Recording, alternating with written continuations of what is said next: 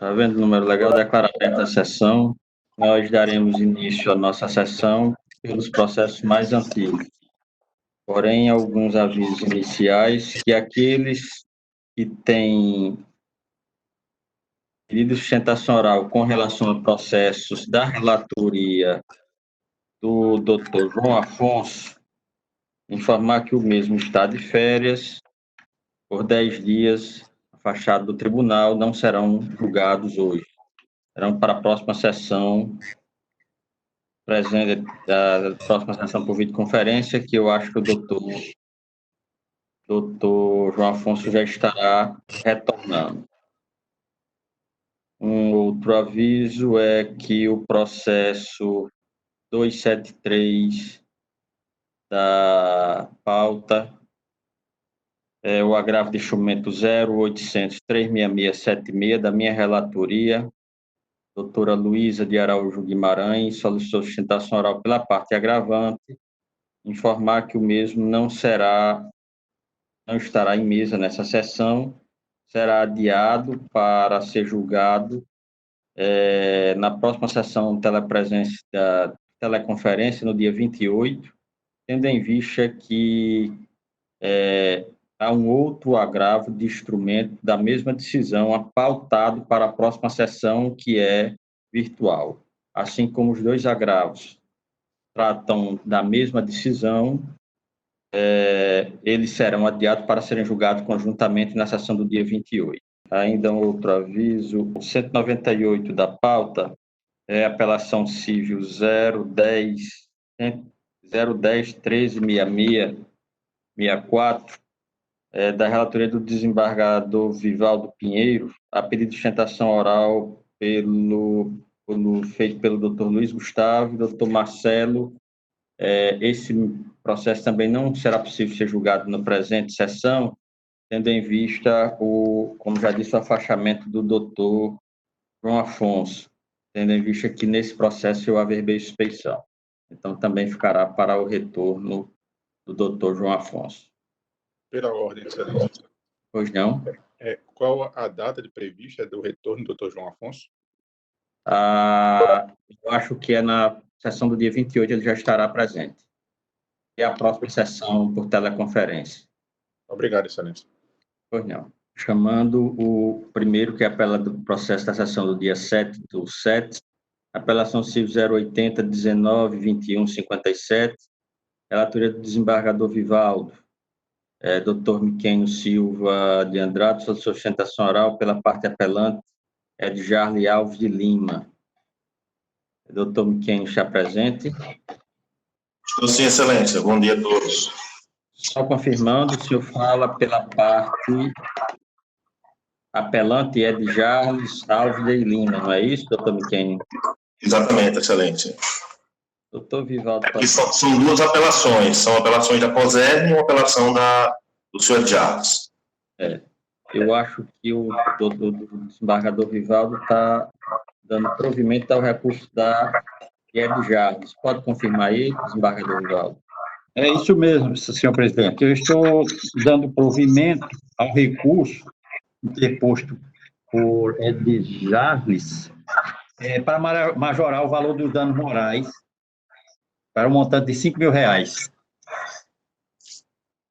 Satisfeito, excelente. Com juros moratórios, ao recurso da COSERN. Não, o recurso de Ed Jarles. Eu estou dizendo desse provento. Esse provento da COSERN, exatamente. Ok? Ok, excelentes. Em que pese esse julgamento pelo relator e pela Câmara, a parte apelante concorda com os termos fixados por essa Corte. Obrigado. Vamos para o seguinte. Sessão do dia 7/7, também apelação civil 081-2393-36, da minha relatoria, doutora Ana Virgínia Barbalho Veloso Freire, solicitou sustentação oral pela parte apelante. Doutora Virgínia está presente? Bom dia, excelentíssimo senhor desembargador, relator desse processo, Amilca Maia e demais doutora, integrantes. Só para abreviar aqui, já havia falado com a senhora e tem esse processo a gente está reconhecendo a nulidade da decisão de primeiro grau ou pela fundamentação genérica do dispositivo, determinando o retorno dos autos para que seja proferido uma nova decisão. Entendi. Tá certo. Ok? Obrigada. Pois não. Nós votos no sistema também acompanhando o relator à unanimidade. Seguinte, é o 329 da relatoria do desembargador Vivaldo, ainda do dia 7, o agravo de instrumento 080 15 40 23, Dr. Fernando Gugel Pimenta e Dr. Rodrigo Fonseca Alves de Oliveira, solicitado sustentação oral para falar pela parte agravante. Dr. Fernando Gugel, Dr. Rodrigo encontra-se presente, um dos dois. Excelência. E vamos dividir o tempo. Ambos falamos em nome da agravante. Em nome da agravante. Ok, os senhores têm 15 minutos e, conforme desejarem, dividam de acordo com as conveniências. Com a palavra. Eu vou iniciar, então, Fernando Pimenta, falando pela agravante, dividindo o tempo. Agradeço, senhor presidente, desembargador, senhores desembargadores. Este agravo do instrumento foi feito porque há uma condenação a favor da CAERN em primeira instância. A CAERN promoveu uma ação de indenização no distante ano de 2003 e condenou 3 empresas que tinham prestado serviço para a CAERN, condenou a Nortec, a Netinho e a Plantai, a pagar uma determinada quantia. Essa quantia, na época, era R$ 120 mil. Quando foi feita a execução no ano de 2016, já estava representada pelo valor de R$ 669 mil. A tese do agravo é de que a sentença de primeira instância, que foi confirmada integralmente no tribunal, ela não condenou os réus solidariamente. O acordo do tribunal confirmou a sentença de primeiro grau em todos os seus termos e também não falou em condenação solidária. Quando a Nortec, a empresa agravante, foi intimada da execução, compareceu ao processo e recolheu a sua parte, recolheu com muito sacrifício, tendo que dar dinheiro emprestado em banco, vender um terreno, recolheu a sua parte de R$ 223 mil ao processo. E defendeu que, tendo recolhido um terço e não tendo havendo condenação solidária em primeira instância, estaria desobrigado, então, de sua obrigação. Quando a CAERN promoveu a ação, no seu pedido da petição inicial, que está inclusive nos autos, no item 38, na linha B, ela não pediu que os réus fossem condenados solidariamente. Talvez por essa razão, a sentença não condenou os réus solidariamente, porque, se o fizesse, teria prolatado uma decisão ultra-efetiva. A tese, então, que não há solidariedade se apoia, inclusive, no artigo 265 do Código Civil, que diz que a solidariedade não se presume. Ela resulta da lei ou da vontade das partes. No caso, não houve vontade das partes na obrigação passiva solidária. E a lei que se aplica ao caso, a lei que se aplica entre as partes, é a sentença com trânsito julgado, que também não condenou solidariamente. O apoio da tese da não solidariedade é o artigo 265 do Código Civil. Também apoiamos a nossa tese no artigo 257 do Código Civil. A condenação é um valor monetário, R$ 669 mil. Diz o artigo 255 do Código Civil, havendo mais de um devedor ou mais de um credor, é obrigação divisível, esta presume-se dividida em tantas obrigações iguais e distintas quanto são os devedores. Nesse caso, há uma obrigação divisível, que é um valor monetário de R$ 669 mil. Não há nenhuma dúvida. E há um credor e vários devedores. Então, a leitura do artigo 257, nesse caso, é que, havendo mais de um devedor em obrigação divisível, esta presume-se dividida em tantas obrigações iguais e distintas quanto são os devedores. O artigo 257 e o artigo 265 eles apoiam a tese de que não houve e não há solidariedade no pagamento dessa dívida. Inclusive, porque, volto a repetir, a sentença de primeiro grau, confirmada em segunda instância, não condenou os réus solidariamente.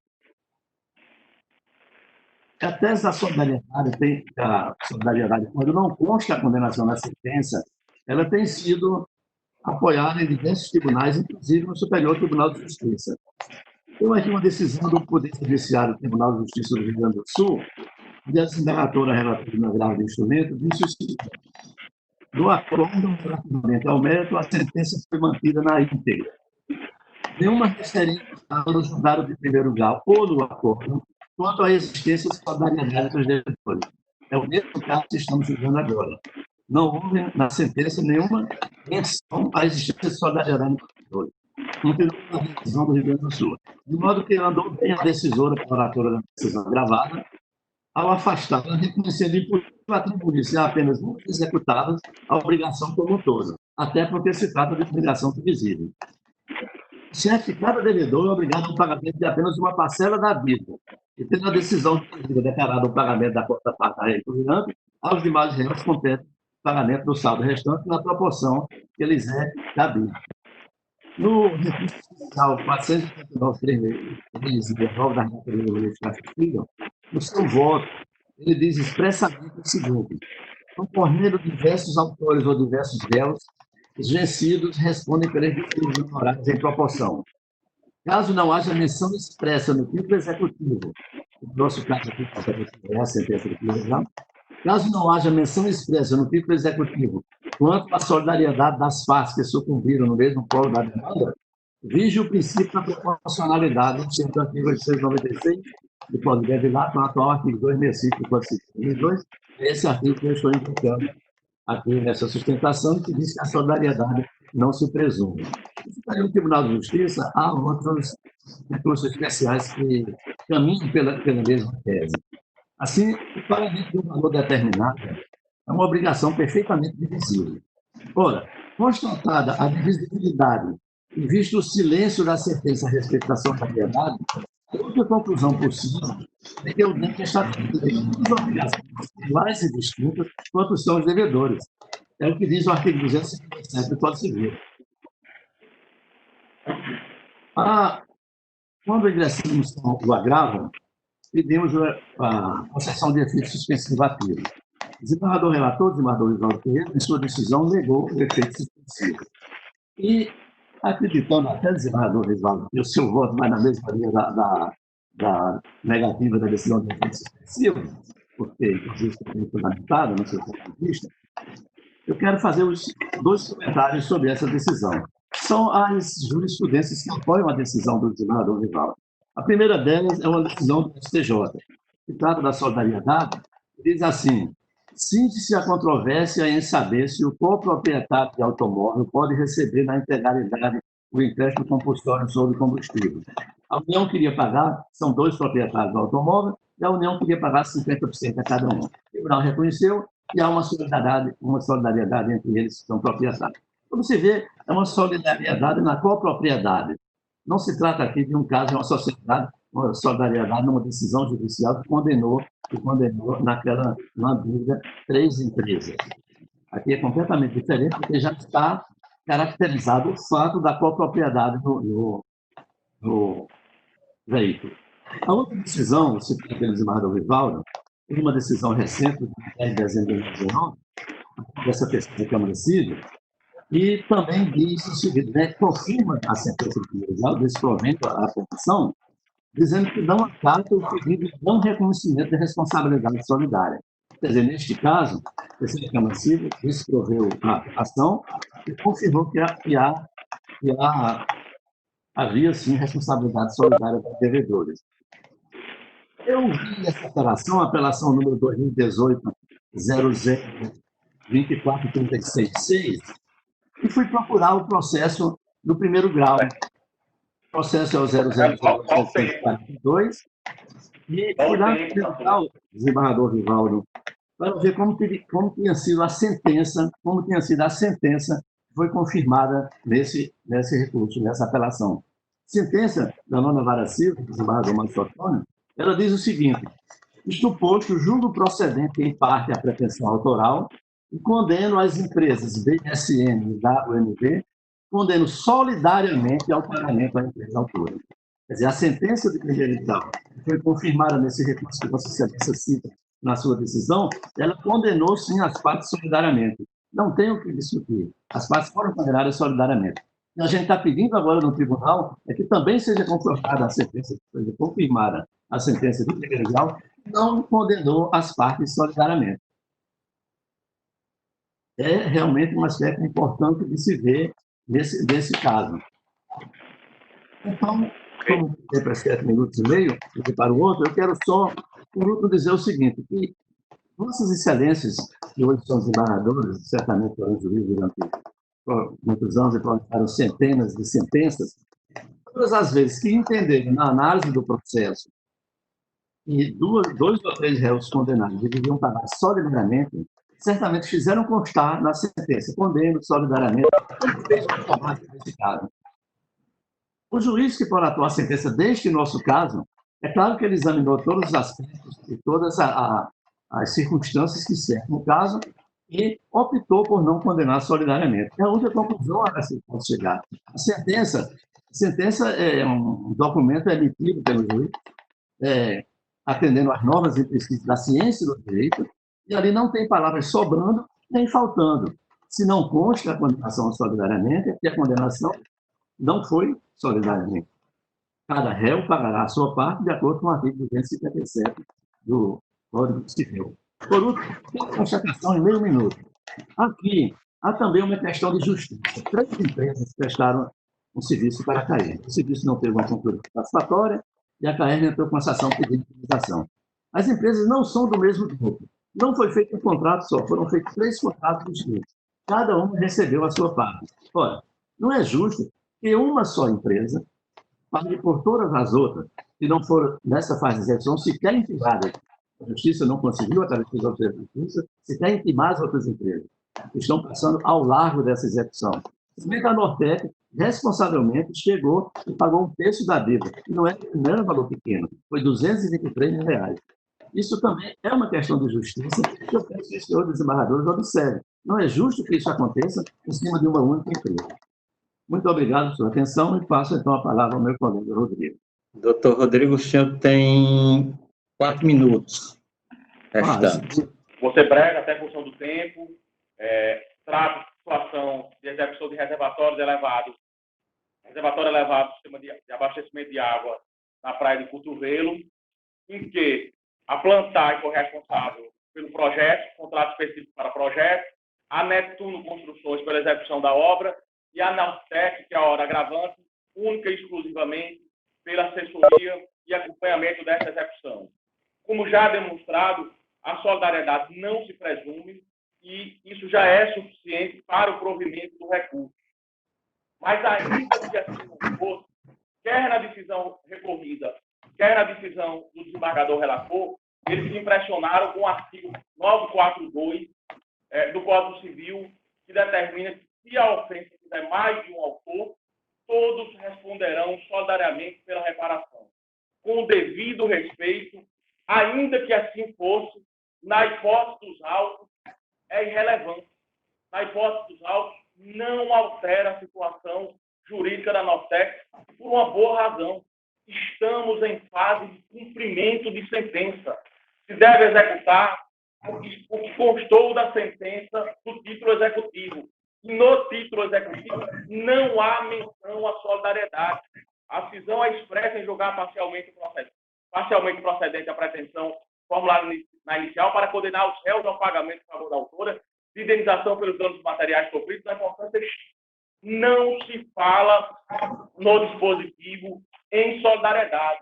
Portanto, incluir a solidariedade no cumprimento de sentença também importa violação à coisa julgada, importa violação ao 503 do Código de Processo Civil, pelo qual a decisão que julgar total ou parcialmente o mérito tem força de lei, nos limites da questão principal, expressamente decidida. No título executivo não há menção à coisa julgada. O Superior Tribunal de Justiça tem uma orientação firmada e assente de que não se pode ampliar o título executivo.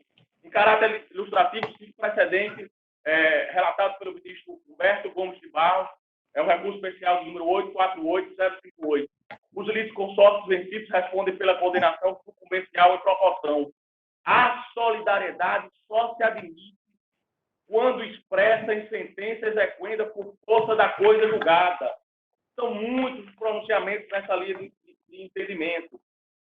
Em caráter ilustrativo, na execução de título judicial não se abre margem para ampliação ou restrição, bem como não se admite a discussão acerca da matéria já decidida no processo de conhecimento, ou seja, não se amplia o título exequendo, viola aqui a coisa julgada, ainda que a decisão recorrida, ainda que se o caso fosse de aplicação do artigo 942, como pareceu a decisão ora recorrida, como pareceu ao desembargador relator, não se poderia incluir por violação a coisa julgada, não se pode ampliar a coisa julgada, não se pode, enfim, condenar em termos diversos do que foi decidido no processo de conhecimento. Se fosse assim, você tem 1 minuto para concluir, doutor Rodrigo. Para concluir, portanto, reitero, e aqui faço minhas palavras, que aqui também, observar a coisa julgada, aqui no caso do Zau, também é uma questão de justiça. Aqui na hipótese do Zau, se trata da sobrevivência de uma empresa que honrou com sua parte, tinha contrato autônomo de mera assessoria, enquanto que a KR tinha outros contratos e tem meios, sim, para executar os demais condenados que constaram do título executivo. Por tais razões, firme no argumento da solidariedade exposto pelo advogado que me antecedeu, mas também no princípio da coisa julgada, não há menção do dispositivo da sentença que ora se executa, estamos em fase de cumprimento de sentença, a hora agravante pede e confia firmemente, por ser uma questão de sobrevivência, que esse recurso venha a ser provido para se afastar a sua responsabilidade pelo débito no que superar um terço da dívida. É o que espera. Com a palavra, desembargador Rivaldo. Excelência, eu vou apenas destacar alguns pontos do voto. Eu digo, o magistrado, na sentença, ele condenou os réus ao pagamento de R$121 mil. Eu digo, sob tal ótica, considerando a expressa legitimidade passiva dos réus para proceder à devida indenização, entendi que o caso tratou claramente de condenação com status de responsabilização solidária, conforme previsão estabelecida no artigo 264 do Código Civil. E o 264 diz a solidariedade quando da mesma obrigação concorre mais de um credor ou mais de um devedor, cada um com direito ou obrigado à dívida toda. Não restou evidenciado, digo eu, no processo, demonstração cabal para o afastamento da solidariedade, a fim de prevalecer que a restituição determinada na sentença pudesse ocorrer somente em relação ao valor que o agravante entendeu devido. Mais adiante eu digo, na sentença não há individualização do pagamento, todos que praticaram dano material foram condenados pelos prejuízos sofridos pela companhia agravada. A tese recursal de aplicabilidade dos artigos 257 e 265 do Código Civil não prospera, pois que restou amplamente configurada a relação de solidariedade na mesma obrigação. De igual forma, não há se falar na incidência do artigo 509, parágrafo 4 do mesmo diploma, haja vista, a meu juízo, não ter o magistrado inovado em sua decisão monocrática, seguiu tão somente o prumo sentencial sem dele distorcer. E cito a decisão do já citado ministro Humberto Martins, na parte que interessa, ele diz, nos termos do artigo 264 do novo Código Civil, há solidariedade quando na mesma obrigação concorre mais de um credor ou mais de um, por sua vez, devedor, cada um com direito ou obrigado à dívida toda, configurada a solidariedade, e cada um dos credores solidários tem direito a exigir do devedor o cumprimento da prestação por inteiro. Cito outros precedentes, e na emenda eu digo, o direito civil agrava de instrumento de cumprimento de sentença condenatória em ação indenizatória por dano material, prejuízo decorrente de má prestação de serviço em determinada obra contratada junto à companhia agravada, responsabilização solidária entre a construtora agravante e as demais executadas participantes da obra. relação jurídica entre correio devidamente caracterizada, precedentes, decisão mantida, conhecimento e desprovimento do agravo instrumento, é como eu estou votando, excelência. Doutor Eduardo, tem alguma observação a fazer? Nenhuma observação, realmente, tá? Eu acompanho e mantenho o voto originalmente posto. Acompanho o relator. Igualmente, também acompanho o relator, proclamando a unanimidade nos termos já destacados. O seguinte é o 333 da pauta, ainda da sessão do dia 7, apelação civil 00-16-23-5-2012, doutor Técio Santos Jerônimo, sua sustentação oral para falar pela parte apelante. Está presente, doutor Técio? Doutor Técio Santos Jerônimo. Apelação civil 000-16-23-05-2012. Doutor Técio dos Santos Jerônimo, pela parte apelante. Não está. Vamos ao seguinte, o 335 da pauta, apelação civil 082-999-99-91-27, da minha relatoria. Dr. Jonas Jumarez de Oliveira Nóbrega solicitou sustentação oral para falar pela parte apelante. Presente, excelência. Pronto, doutor Jonas. Uma palavra para a sua sustentação oral. Excelentíssimos desembargadores desta colém da Câmara Civil, cunho saúdo em nome do presidente da Câmara, colegas advogados presentes, membros do Ministério Público, servidores, muito bom dia.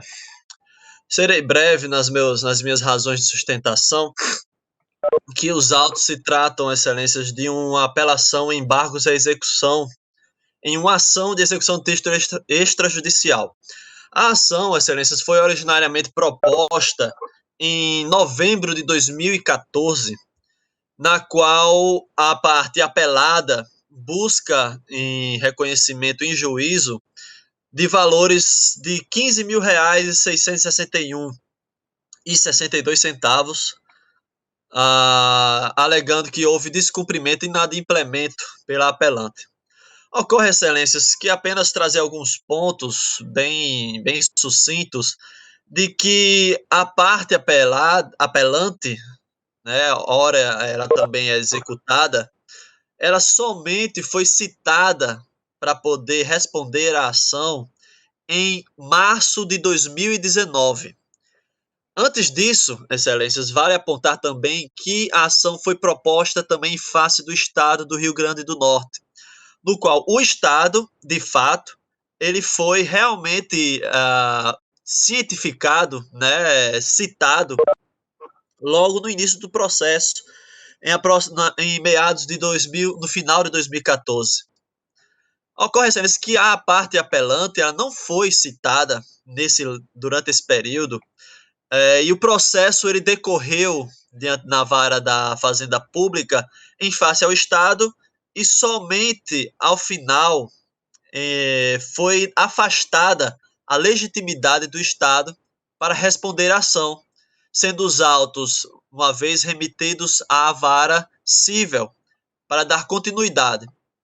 E quando, excelências, foi remetido o processo para a vara civil, é neste momento em que a apelante é citada, que se deu em 2019, ou seja, se deu muito após o prazo prescricional, decorrido prazo prescricional. O juízo de primeira instância afastou a alegação de prescrição pela apelante, aduzindo que se tratou de mera atraso do próprio judiciário, a máquina judiciária não podendo ser a parte apelada prejudicada por isso. Ocorre, excelências, que não houve a culpa exclusiva da máquina judiciária. Vou explicar o porquê. Houve, após a ilegitimidade declarada do Estado e o direcionamento da execução à vara civil, deliberadamente, de ofício pelo juízo, a citação da SEASA, ora apelante. Ocorre, excelências, que a parte apelada sequer durante o curso do processo requereu a citação da SEASA. Em momento algum, a parte, mesmo decorrendo mais de 5 anos do curso do processo, a parte apelada sequer diligenciava no processo para que houvesse a citação da SEASA, a qual, inclusive, se deu de ofício pelo juízo da vara civil. Ou seja, excelências, estamos diante de um clássico caso em que a parte não produz a diligência necessária para o andamento do processo e deixa o processo rolar, vamos dizer assim, entre aspas, a mero impulsionamento do judiciário. Então, excelências, existe inclusive a princípios norteadores do direito, a qual o direito não socorre aos que dormem. Então, excelências, foi um clássico caso em que a parte apelada deixou o processo, abandonou o processo, deixou o processo correr.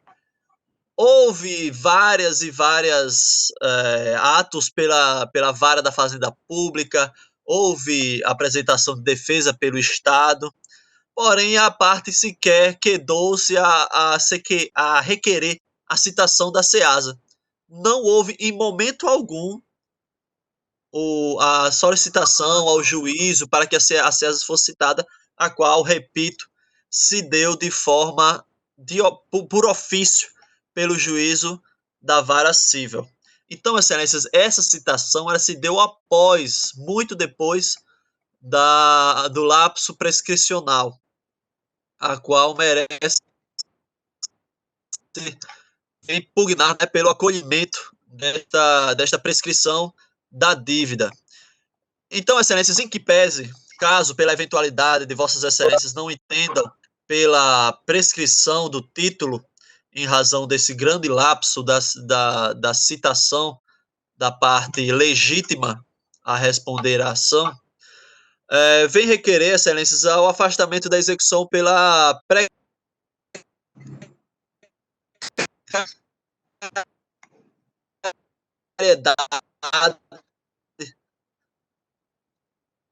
do título, para que haja o direito de pagar. Conforme já delineado em várias ocasiões no curso do processo, o título ele não cumpre todos os requisitos de certeza, exigibilidade, uma vez que não houve cumprimento de todos os requisitos contratuais para que a referida dívida fosse liquidada. Por exemplo, na cláusula 5ª do próprio instrumento contratual número 12 de 2013, não basta somente a apresentação da nota fiscal para que o valor seja pago, mas é devido também o cumprimento dos encargos sociais, INSS, FGTS, é necessário a apresentação da certidão negativa da Fazenda e da dívida ativa do Estado, do FGTS e de débitos trabalhistas. Ocorre, excelência, que a parte também não apresentou esses documentos para que seja feita a completa exigência do título, uma vez que ela só apresenta uma nota fiscal, e diga-se mais, excelências, que a referida nota fiscal não consta o atesto do recebimento dos produtos dos quais a parte apelada alega ter sido fornecidos. Né? Existe um carimbo em uma folha em branco, excelências, de um recebimento, o carimbo pela apelante. Porém, excelências, há de ser dito que, em que pese esteja o carimbo na nota fiscal, folheando a nota fiscal, não há o recebimento na nota fiscal, onde existe o espaço, recebemos o produto. E esse espaço aqui na nota fiscal que diz recebemos o produto, ele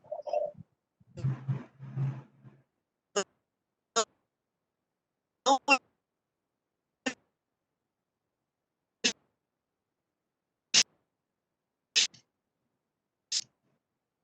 está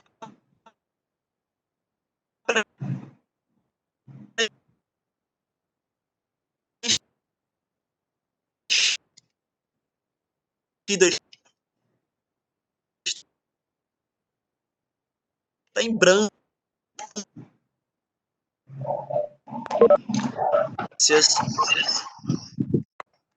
E um bom dia a todos. Bom, com relação à questão específica da citação, algumas observações que eu vou fazer do voto. E após o processo distribuído da 20ª Vara Civil da Chacomarca, foi proferida decisão de finalização da parte executada.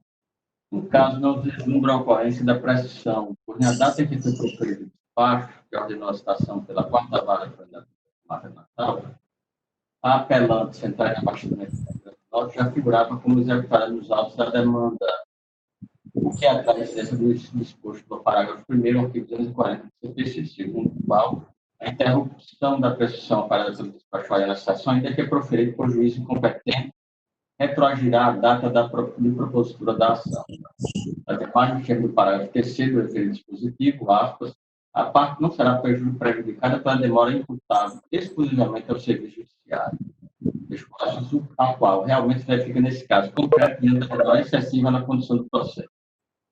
Ainda é necessário o registro dos precedentes invocados nas ordens mentais, compreendendo situações processuais, a meu sentido, diferente da verificada no presente caso concreto, pois naqueles julgados, a parte pretendia aproveitar para fins de interrupção de prescrição o despacho que ordenou a citação e outra demanda manejada em face da parte elegível, ao passo que nesta demanda, desde o início da formação da relação processual, a executada foi direcionada contra a central de abastecimento do Rio Grande do Norte. Dessa forma, conforme o parágrafo 1º e 3º do artigo 40, a sentença mostra correta a rejeitar a tese manifestada nos embargos da execução acerca da existência da prescrição. No demais, senhores, eu caminho a essa observação que eu fiz no destaque e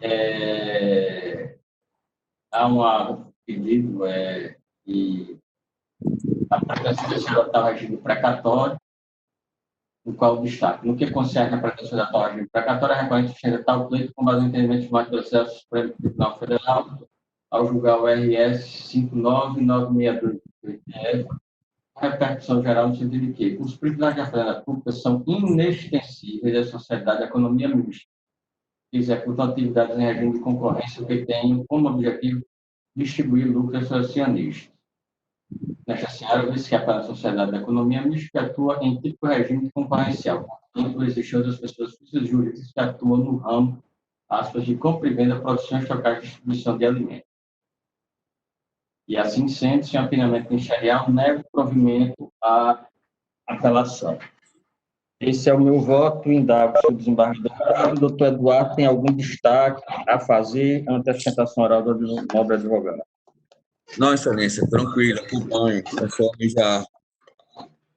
já posto anteriormente. Também acompanho. Então, proclamando a unanimidade no termo do voto do relator.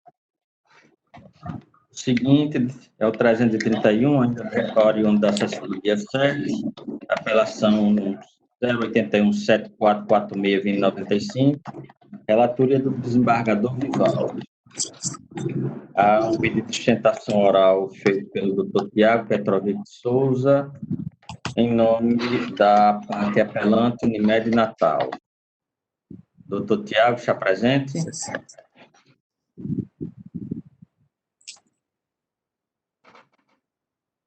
Repetindo, apelação 081-7446-95, relatoria do desembargador Vivaldo, doutor Tiago Petrovic de Souza, sustentação oral para falar pela parte apelante, Unimed Natal. Doutor Tiago, quantos presente? Não. Seguinte, é a apelação 086-7657, esse já da pauta do dia, é o 160, da relatoria do doutor Eduardo Pinheiro. Doutor Renato Dumarés, doutor Rubens de Castro solicitou sustentação oral para falar em nome da parte apelante. Doutor Renato Dumarés está presente, desembargador Amilcar.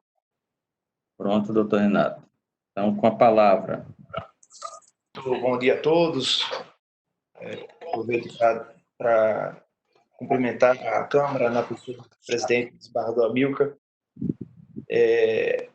Eu venho falar aqui em nome do apelante. Eu até entrei aqui no plenário virtual, vi até que já tem até um placar provisório, né? Então, eu acho que é importante realmente a gente fazer algumas considerações sobre esse processo. O juiz de primeiro grau, com respeito, ele concedeu o provimento a uma reintegração de posse promovida por 3 irmãos. Eu até queria, pela ordem, presidente desembargador Amilcar, eu queria tirar uma dúvida antes de continuar aqui. No plenário virtual consta um placar, né? Constando lá que o recurso não foi provido e que é acompanhado pelos outros 2 desembargadores, né? No caso dos 2 desembargadores. Esse placar não é uma antecipação de julgamento, não, né?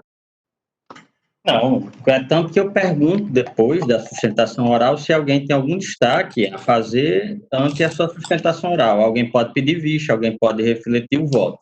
Aí é uma proclamação de intenção de voto nos processos que têm sustentação oral. E eu indago, depois da sua sustentação oral, se alguém tem algum destaque, porque, senão, a intenção de voto se transforma já em voto registrado no sistema. Perfeito. Muito obrigado, desembargador. Ok.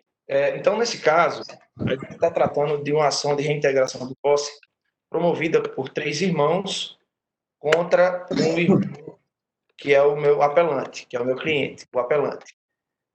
A ação, ela sendo observada de forma superficial, ela pode parecer uma simples ação de reintegração de posse. E o juiz de primeiro grau, de forma bastante equivocada, entendeu que houve um contrato de comodato, ou seja, os irmãos teriam emprestado para o senhor Ricardo, ora apelante, né, o apartamento em questão nessa ação de reintegração de posse. No entanto, excelências, essa ação é uma ação, com todo respeito, né, é uma ação maquiavélica. A gente na faculdade, todos aqui leram O Príncipe, né, de Maquiavel, todos aqui leram, e quando a gente fala de Maquiavel, a gente fala de os fins que justificam os meios. Mas uma coisa que quando eu li esse livro na faculdade, é que o homem ele sente mais a perda de um bem do que de um parente, né? E o que aconteceu aqui foi algo assim realmente muito feio, dá asco. Nós temos 4 irmãos, dentre eles o apelante, que perderam a mãe, e a mãe deixou um patrimônio de aproximadamente R$1 milhão para cada filho, né? Havendo a divisão sucessória, cada filho ficaria com um patrimônio de aproximadamente R$1 milhão. E esse apartamento em questão, que o apelante estava morando, era o apartamento que a mãe, a dona Virgínia Caldas, ela morava antes de falecer. E ela pediu para que ele fosse morar lá. E os irmãos têm mais 3 apartamentos lá nesse mesmo prédio, porque esse prédio foi construído onde era a casa dos pais. Quando ela faleceu, os 4 irmãos, mandaram mensagem para todos, unidos, agradecendo as mensagens de apoio, até que eles fizeram um acordo para fazer a divisão da herança, chegaram a protocolar no cartório de Macaíba um acordo extrajudicial para dividir a herança, mas aí veio Maquiavel e o sentimento de ganância foi maior, e eles começaram a excluir o senhor Ricardo da herança, porque o senhor Ricardo era filho socioafetivo da dona Virgínia, e não era filho biológico, apesar de ter sido criado por ela desde criança, e estar tramitando, e aí foi preciso que o senhor Ricardo entrasse com ação de reconhecimento de filiação socioafetiva. Então, ele não perdeu só a mãe, ele perdeu 3 irmãos, mais ele era o irmão mais velho. E nesse tempo que ele foi morar nesse apartamento, o irmão, mas o segundo irmão dele, o senhor Pedro, ele morava já nesse prédio. E ele disse, olha, venha cá, venha morar com a gente. Apresentou realmente ao síndico, porque ele já morava lá. O senhor Pedro já morava lá. Então, agora, inclusive, nessa ação que a gente junta o nome dela, que está tramitando na 8ª Vara Civil, desculpe, na 8ª Vara de Família, nessa ação consta, inclusive, uma constrição de bens. O juiz determinou que os irmãos não vendessem o imóvel. Há também uma ação em que os 4 filhos são substitutos processuais da dona Vedinha. Ou seja, nessa ação, o senhor Ricardo, o orapelante, foi considerado herdeiro também. Nesse tempo que o senhor Ricardo estava morando no imóvel, ele sofreu uma tentativa de turbação, porque o senhor Pedro levou um chaveiro lá para trocar a fechadura e expulsar ele de lá. O senhor Ricardo chamou a polícia disse que o senhor Ricardo tinha que ficar, tinha direito de ficar lá. Aí agora os irmãos vêm para o processo de reintegração de posse, dizendo que tinham um comodato, que a posse era deles. A posse nunca foi deles. Essa é outra falha grave dessa ação. Não há que se falar em reintegração de posse se eles nunca tiveram a posse. O senhor Ricardo, ele já tinha a posse do imóvel na época que a mãe era viva. Ele já tinha acesso ao imóvel, já ficava com ela. Quando ela faleceu, ele ficou lá de vez. Então, não há que se falar em comodato, como o juiz de primeiro grau entendeu que houve, né? E, nesse caso, já houve um acordo entre os irmãos de divisão de herança. Então, agora, isso está sendo uma batalha judicial muito séria, né? E é muito feio ver isso, né? 4 irmãos brigando por causa da posse do imóvel. Então, a gente pede, excelências, para não tomar muito tempo de vossas excelências, que percebam que não houve contrato de comodato. Você não pode entregar gratuitamente algo que não está na sua posse. O irmão, o apelante, é herdeiro legítimo. E ele conseguiu frear, inclusive, a segunda tentativa que os irmãos fizeram de divisão desse patrimônio no cartório de Macaíba.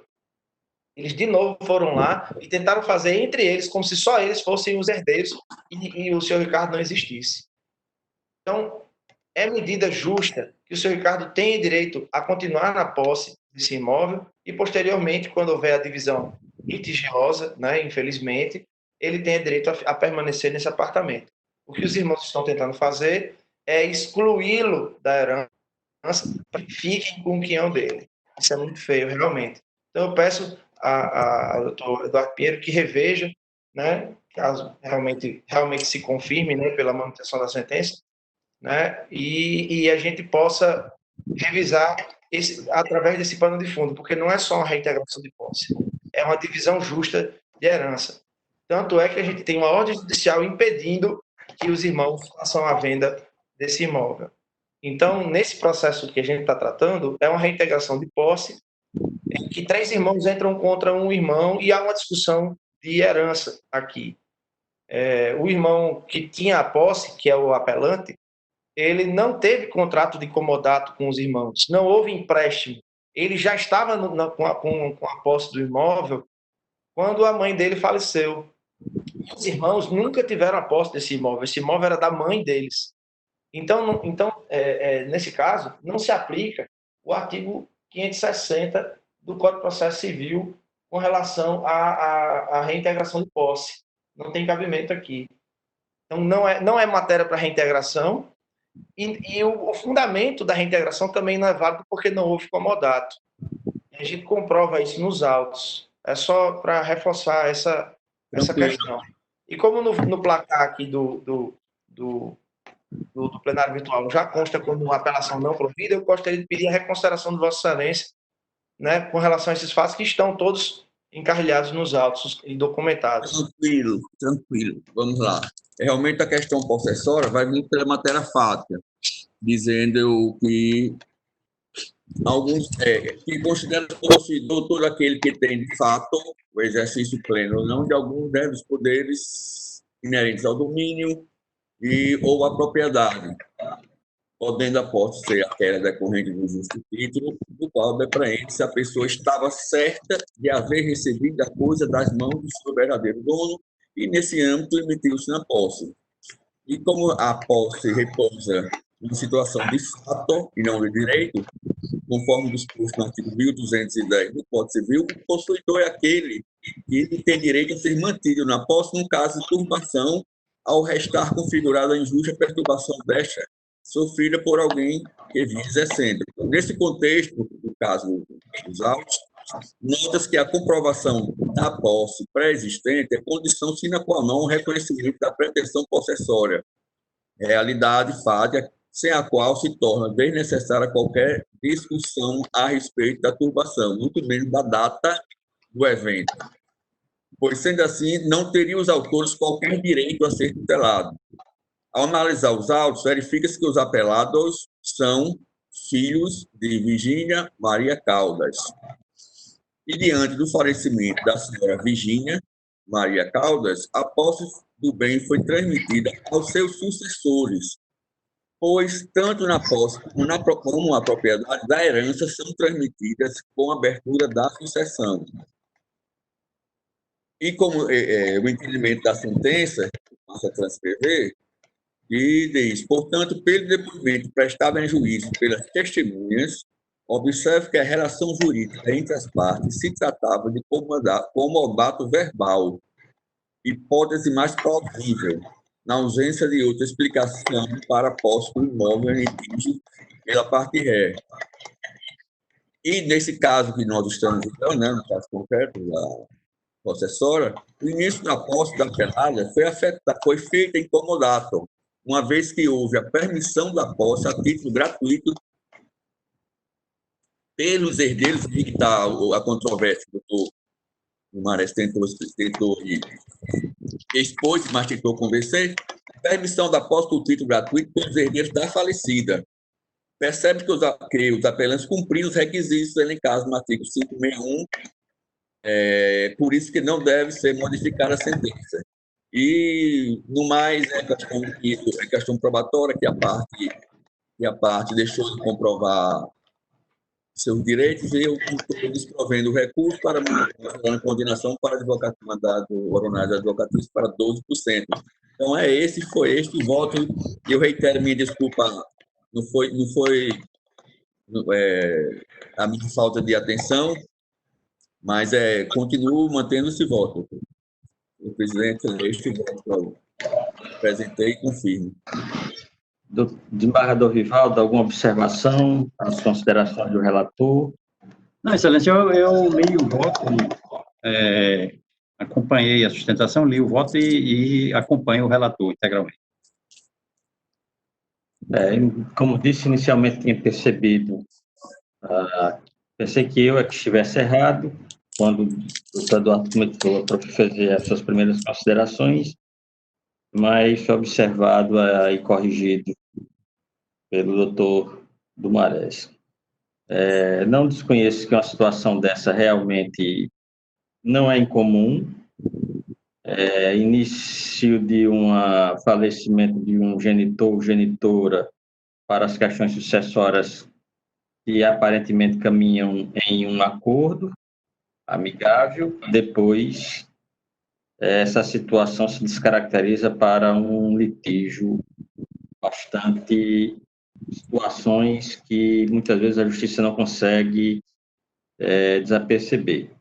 Mas eu, vendo ao voto do relator, nas questões de direito, que eu tinha visto inicialmente, quando examinei, por isso que proclamei a minha intenção de voto em acompanhá-lo, e mesmo com a sustentação oral, não vi razões fáticas para alterar esse meu posicionamento, razão pela qual eu acompanho o relator no seu voto, seu entendimento, e proclamo a unanimidade de votos, como já registrado no sistema.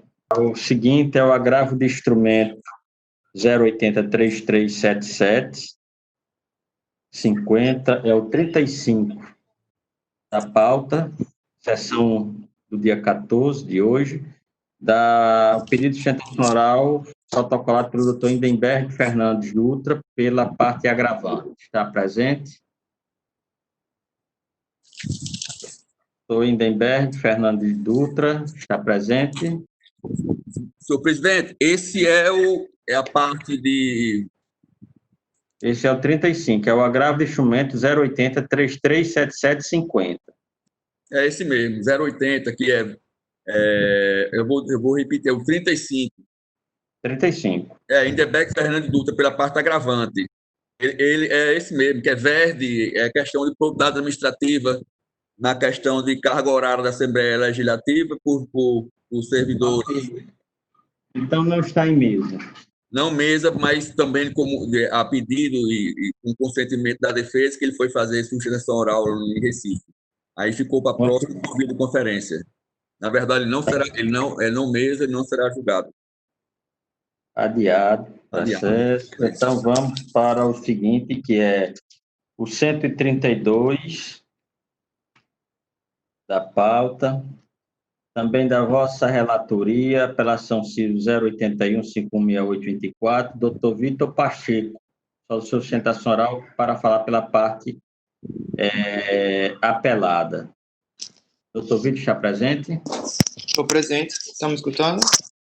Estou. Confirma que fala pela parte apelada, doutor Vitor? Exato. Eu vi já que tem um placar parcial, né? No plenário, eu vi que foi não provido o recurso. Se for essa a manutenção, eu dispenso a sustentação oral. Ok. Então, confirma desprovimento, doutor... Confirmo. Confirmo que seria o caso de, numa aplicação do Código do Consumidor, tem a súmula 608 do STJ, aplicabilidade do Código Civil, aumento de conformidade porque fora legalmente e previamente atuado a Lei 9656, conhecimento e desprovimento do recurso com base também em precedentes. Nesse posto aqui, nessa vez aqui, é isso mesmo. Tá certo? A emenda é muito enxuta, muito simples, porque não precisa maiores controvérsias, porque tem questão simulada. E a lei, de acordo com a lei, com os precedentes. Então, está realmente desnecessária a sustentação de Vossa Excelência. Ok, eu agradeço a atenção e bom trabalho. Bom dia, bom trabalho. 134, ainda da relatoria do doutor Eduardo, é a apelação civil 081, 193553, doutor Gessinei Nobre da Fonseca, só de sustentação oral para falar pela parte apelante. Repetindo o processo, 081, 193553, doutor Gessinei Nobre. Perfeitamente, Excelência. O senhor tem a palavra para fazer sua sustentação oral, doutor Gessinei.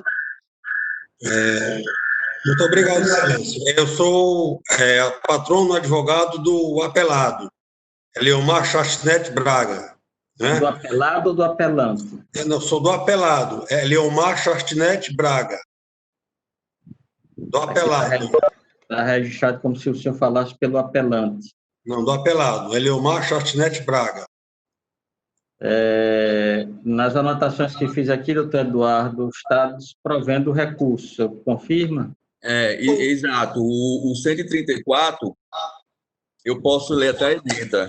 Pois não. Foi para judicial de mérito, de prescrição, porque é mais seguro abrir o voto. Eu estou com ele impresso aqui. Pela ordem, senhor presidente, doutor Michael Maia, está me ouvindo? Sim. Meu nome é Tauan, sou advogado. Eu tive algum problema aqui na conexão. O senhor poderia me confirmar se já foi chamado o processo 08083? Ainda não. Não? Não. Tudo bem, muito obrigado. Senhor presidente. Pois não. Confirmando o voto do 134 da pauta, os apelantes Leomar Chastinete Braga e a parte adversa é Junier Alves do Rego. Não, Excelência, pela ordem, está errado aí no sistema.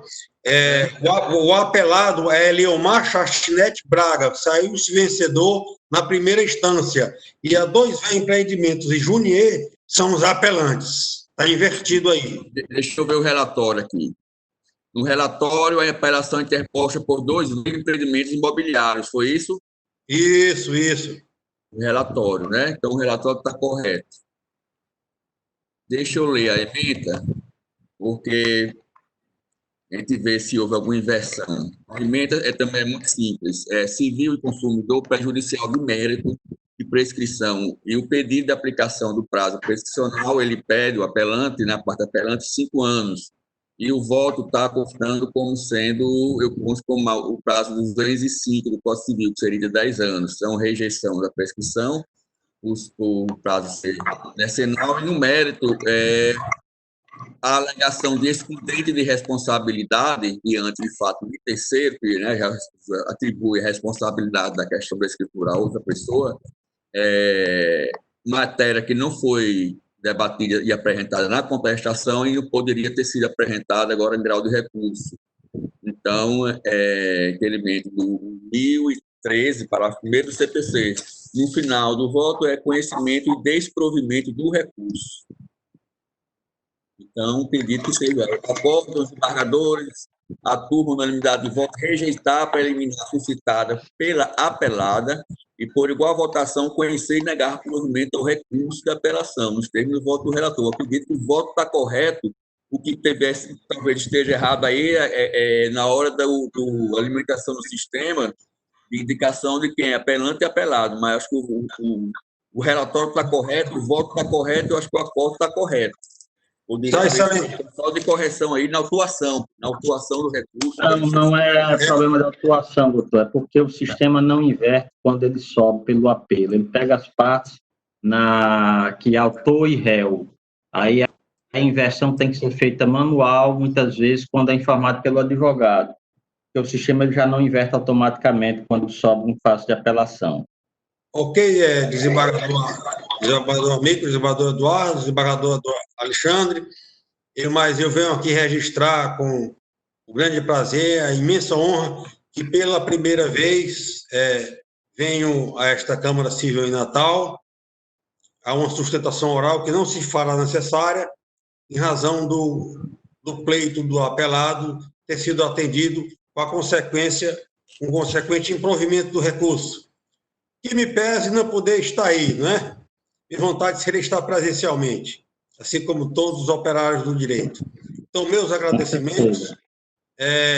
A sentença de primeiro grau, creio que registrar que o doutor Eduardo deve ter examinado, com certeza examinou, está muito bem detalhada, tanto é que o fundamento do voto também é muito bem detalhado e não há realmente controvérsia alguma a ser examinada. Então, sou muito grato pela atenção que foi dada a esse procedimento e vamos avante, né? Sigamos para que esse Covid-19 passe e que nós voltemos a trabalhar presencialmente. Um grande abraço, meus saudosos e respeitosos.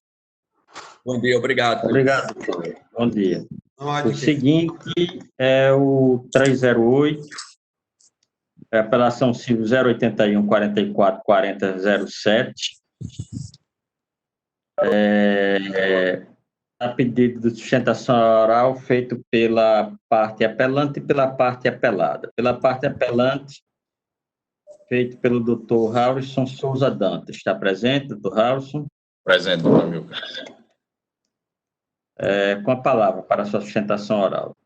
Excelentíssimo desembargador presidente da terceira Câmara, desembargador Maia, notável moçoroense, desembargador João Rebouças, aqui representado pelo respeitável substituto juiz convocado Eduardo Pinheiro, doutor Eduardo Pinheiro, doutor Vivaldo Pinheiro, desembargador, recebam meus cumprimentos e esses cumprimentos extensivos aos servidores do TJ. Antes de mais nada, desembargador Amilcar, eu faço essa sustentação oral hoje em homenagem a um funcionário do TJ por 2 décadas, lotado no Juizado de Violência Doméstica, o oficial de justiça Ronaldo Luiz Diógenes Vieira, que agora em 2 de julho tombou durante o trabalho, bravamente vitimado pelo Covid-19 em honra a ele, esse brilhante servidor do TJ, hoje essa sustentação. Quero fazer esse registro histórico. Esse processo, ele é sui generis. Em 19 anos de atividade profissional, é a primeira vez, na verdade, que eu vejo um caso típico como esse. Há um fundamento legal e também moral, né, o enriquecimento ilícito por parte da seguradora, e um fundamento estritamente legal, que é o erro injudicando na fundamentação da sentença causada por dados falsos, olha que coisa assustadora, por dados falsos lançados pela seguradora em sua contestação e por alguma razão inobservados pelo juízo. E olha que coisa mais grave. Esse é um daqueles casos, desembargador, em que uma seguradora envergonha a si mesma por demonstrar publicamente o seu modo de tratar seus clientes. Neste caso específico, um cliente que, observem bem, há 20 anos faz seguro com a mesma corretora, razão da corretora ter sido inserida no polo passivo da demanda. Há 20 anos, este apelante faz seguros com a mesma corretora, exatamente. E no auge dos seus 74 anos de idade, nesta corretora que sempre confiou, viu-se traído pelos argumentos que foram lançados em contestação. Inicialmente, é de se dizer, trata-se de uma relação de consumo, e aí, por suficiência do consumidor frente ao fornecedor, é flagrante nesse caso, uma seguradora absolutamente multimilionária e um idoso de 74 anos em fim de vida, vivendo com aposentadoria. A argumentação central da seguradora é de que o condutor do veículo, naquela oportunidade, não era o próprio proprietário, e ainda que o local onde o veículo estava estacionado não era um estacionamento, mas um mero recuo de calçada. São dois argumentos.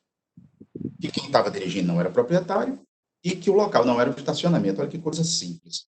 O fundamento jurídico esposado pela seguradora é a falsidade de informação, a omissão de informação essencial, a falta de boa-fé objetiva e a declaração inverídica de fato.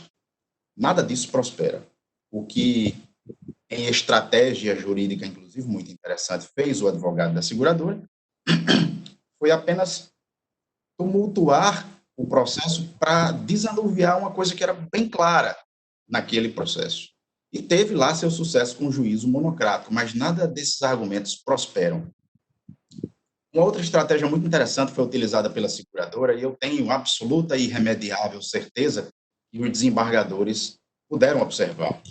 A estratégia foi que a seguradora juntou nos autos o contrato celebrado para o seguro e a pólice do seguro. A pólice, todo mundo que faz seguro sabe disso. A pólice é um documento que você recebe bem depois da contratação. Ele vem pelo correio, você não anui, você não celebra a pólice, você celebra o contrato, mas você não celebra a pólice. Ela é um documento que é emitido unilateralmente pela seguradora e vem pelo correio bem depois, você o recebe e, no fundo, ele é de produção totalmente unilateral. O que busca as rés apeladas é se apegar numa expressão que eles repetiram também por estratégia consistentemente ao longo do processo. A expressão garagem fechada.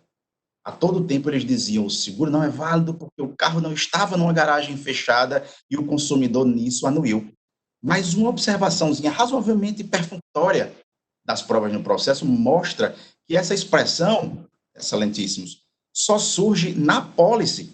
Ela não existe no contrato de seguro. Uma leitura bem simples do contrato de seguro vê que ele não tem essa expressão, ele apenas diz taxativamente, que a informação específica é de que o veículo estaria estacionado em uma garagem. Nada mais. O questionário de risco contrato, que é o documento que efetivamente foi assinado pelas partes, contém apenas a expressão guarda de veículo, sim. Não menciona se é em estacionamento fechado, não menciona se é em estacionamento semi-fechado, que é o caso de hoje em dia. Não há pedido de informação, desembargador, no referido questionário, que vale salientar, é formulado pelas requeridas sobre esse estacionamento fechado. Essa informação surge apenas na apólice.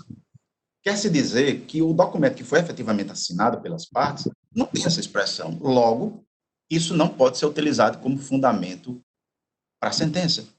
Se eu não pactuei, se eu não celebrei, se eu não assinei, se a mim não foi dada a ciência daquela cláusula, aquela cláusula a mim não pode ser imposta.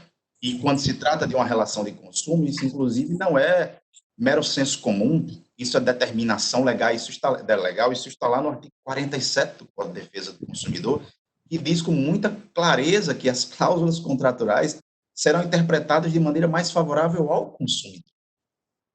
Então, o que é que vincula a obrigação? O contrato assinado, efetivamente celebrado, pactuado, assinado pelas partes, ou essa apólice produzida unilateralmente, posteriormente, enviada pelo correio de produção sozinha da seguradora?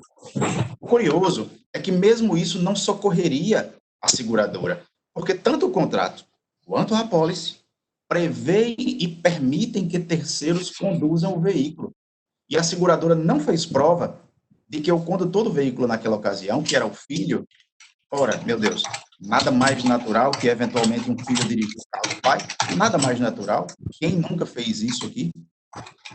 Nada conseguiu demonstrar à seguradora de que havia falsidade no contrato e de que o proprietário do contrato não era o apelante. Ao contrário, ela apenas alegou. Mas a sentença recebeu essa mera alegação sem prova nenhuma, não foi feita perícia, não há testemunha, não foi produzida a prova em audiência de instrução, não houve confissão por parte da parte, nenhuma prova, mas a sentença acatou isso como verdadeiro. E há nos autos, desembargador Amilcar, comprovação, isso é muito importante de se perceber, de que todos os 3 filhos do autor têm seus próprios veículos e cada um deles, cada um desses veículos, cada um dos filhos, por sua vez, tem seus próprios seguros. E curioso, todos com essa mesma seguradora, todos através da mesma corretora, porque há 20 anos essa família era fiel a essa corretora de seguros. No mesmo sentido, se me permitem, descabe totalmente a seguradora, por absoluta falta de competência, inclusive, deliberar sobre o que é ou não é um estacionamento. Meu Deus, essa definição cabe ao poder público, e este sim, ao aprovar a planta do prédio comercial, atesta que ali se trata de um estacionamento.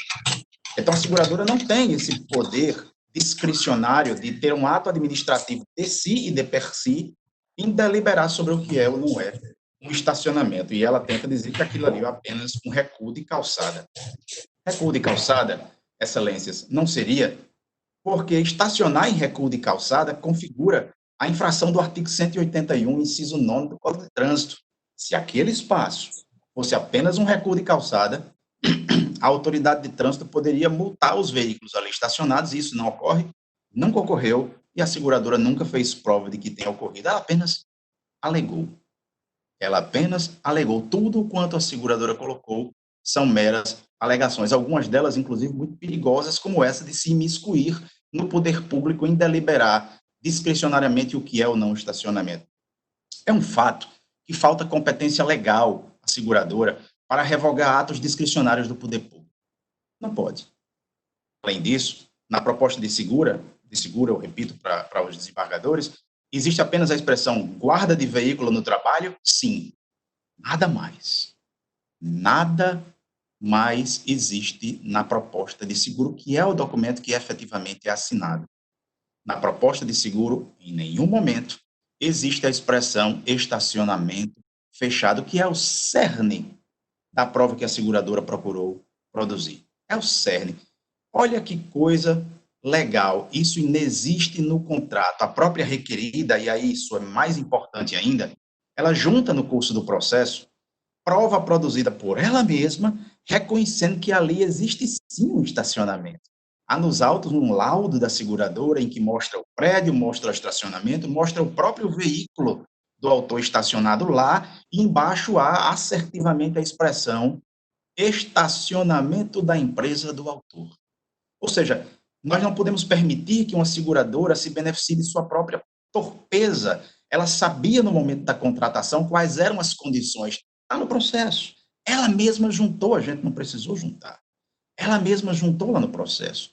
Olhando aqui o tempo, ainda há, uma celularzinha, 4 minutos e 25. E é sentir, excelências, é sentir do apelante que falhou o juízo monocrático ao declarar que o estacionamento do prédio comercial se trata de mero recuo de calçada. E por que falhou assim o juízo? Porque não foi feita prova nesse sentido. Não foi feita prova. Não se juntou nada do poder público dizendo que lá não era, que a metragem não correspondia ao estacionamento. Há uma divergência entre a metragem de um recuo de calçada e a metragem de um estacionamento. O recuo de calçada, os carros apenas podem ficar estacionados paralelamente à via, enquanto que no estacionamento você entra para dentro do imóvel, porque o estacionamento passa a ser uma seção de terreno do imóvel para uso público. Né? Veja que o estacionamento tem este tom. Portanto, é sentir que houve esta falha. Mais ainda, falhou o juízo monocrático, excelências, ao observar que o documento que norteia as obrigações discutidas nesse processo é o contrato inicial. Esse sim assinado pelas partes e esse sim advém do comando legal do artigo 759 do Código Civil e do decreto 73/66 que guarnecem esse assunto. Portanto, se é fato, e é fato de fato, se é fato que a apólice contém informação diversa do que foi efetivamente contratado, mais ainda se vê, e isto fica bem claro no processo, a imprestabilidade desse trecho da apólice, não dela toda, pois esse trecho colide com o contrato, que foi originalmente assinado pelas partes, e colide com o artigo 47 do CDC, que foi mencionado agora há pouco, aquele que proíbe a interpretação contra o consumidor. Como prevalecer, conforme quis o juízo monocrático, um trecho que não foi pactuado contratualmente? 2 minutos para concluir, doutor. É verdade. A seguradora, portanto, excelências, não deve se beneficiar de sua própria torpeza. A razão desta apelação é requerer a reforma da sentença, e é o que eu creio que, por uma questão de justiça e por uma questão de legalidade, deve ocorrer. Reitero, trata-se de um idoso de 70 e poucos anos, é um homem de 74 anos, que ao longo de 20 anos, isso é expressivo demais. Talvez seja a única pessoa que eu conheço que ao longo de 20 anos fez seguro com a mesma seguradora, com a mesma corretora, nesse período todo. Isso tudo era de ciência.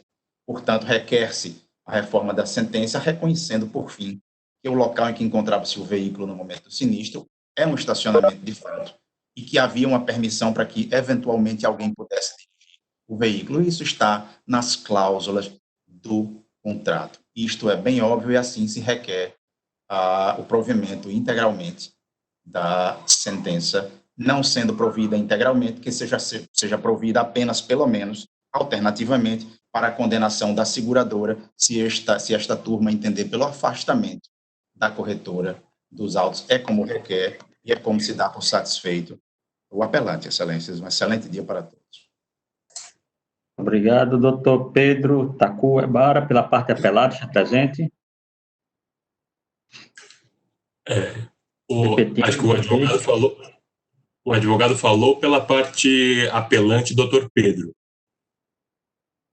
Dr. Harrison falou pela parte apelante, doutor Pedro. Eu estou chamando o doutor Pedro Tacuebara pela parte apelada, que é o que está registrado aqui na solicitação de pedido de sustentação oral.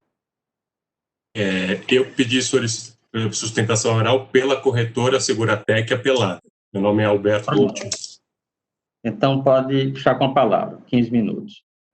Bom, excelentíssimo senhor presidente, excelentíssimos desembargadores da Câmara, bom dia.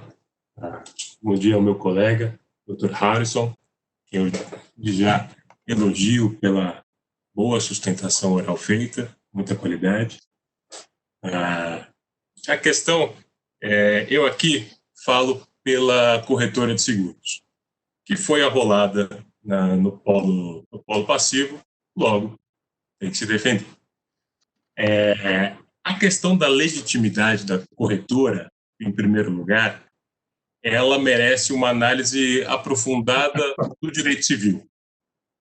Pois, o que temos aqui? O que significa essa ação? É a ação do segurado cobrando a obrigação contratual da seguradora. Então, o segurado contratou com o segurador o contrato de seguro e ocorreu o sinistro, ele pede o cumprimento da obrigação, que é pagar a cobertura securitária. Não se trata especificamente de uma ação de responsabilidade civil, é uma ação de obrigação. O que se discute é se o não pagamento da cobertura pela seguradora é ou não inadimplemento contratual. A relação do segurado com a corretora é outra, é um contrato de corretagem. Por isso que a obrigação de pagar o valor da pólice não se estende à corretora de seguros. Por isso, ela é pacificamente declarada parte legítima aí na maciça jurisprudência dos nossos tribunais, inclusive STJ, ressaltando sempre que aqui a obrigação de pagar seguro é uma obrigação contratual.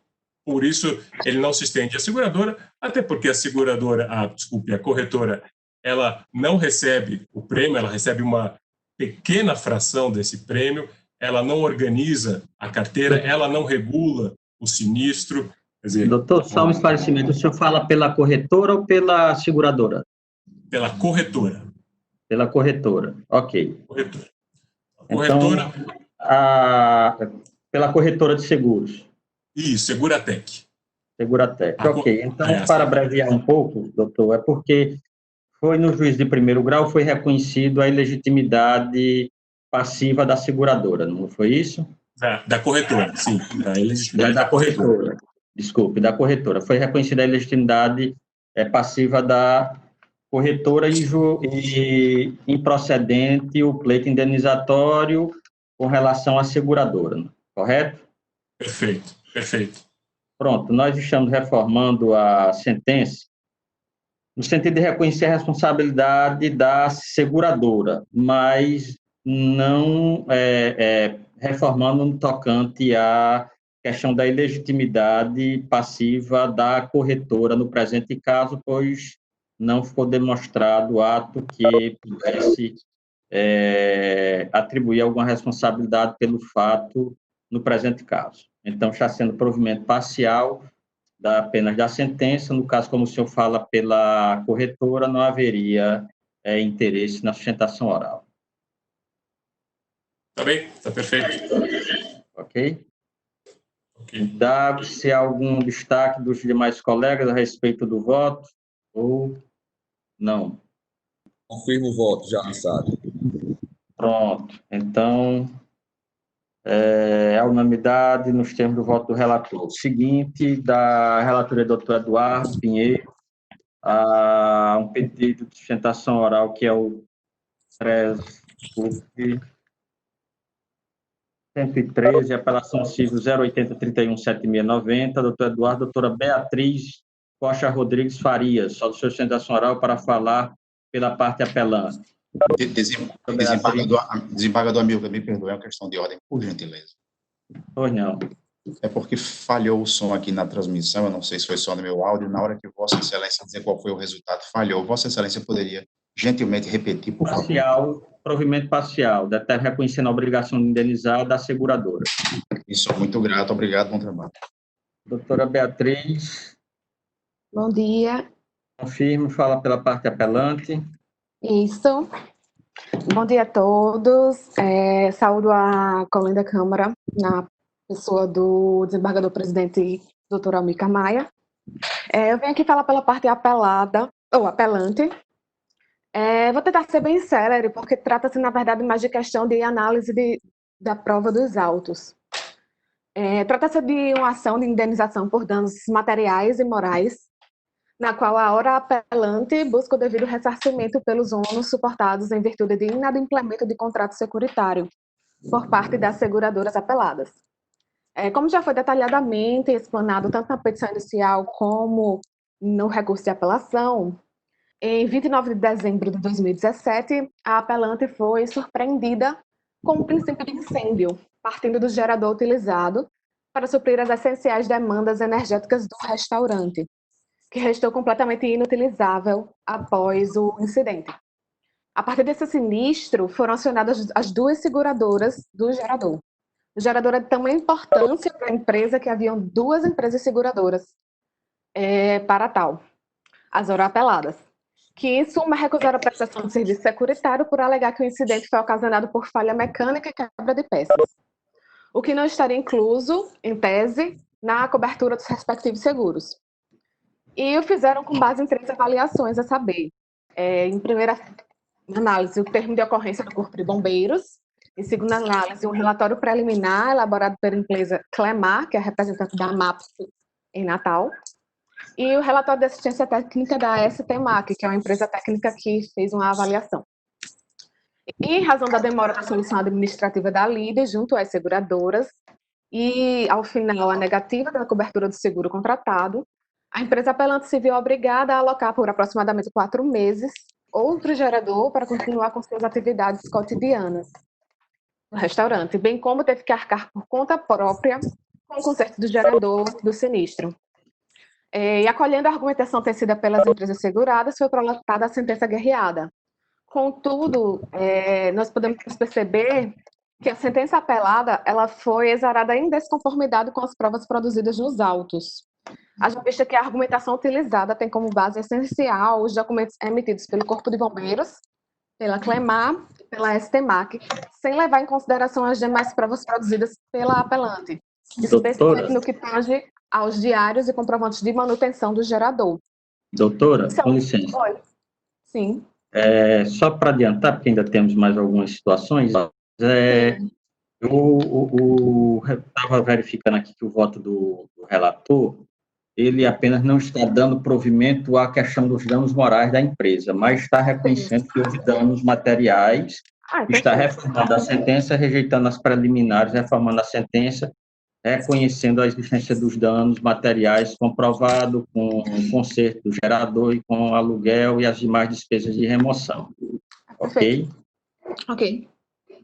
Então, minha sustentação oral era nesse sentido, dos danos materiais, então, haja vista o provimento desse pedido, eu dispenso a sustentação oral nesse momento. Ok, temos aqui a remoção do gerador, conserto do gerador 2, laudo técnico e aluguel do novo gerador.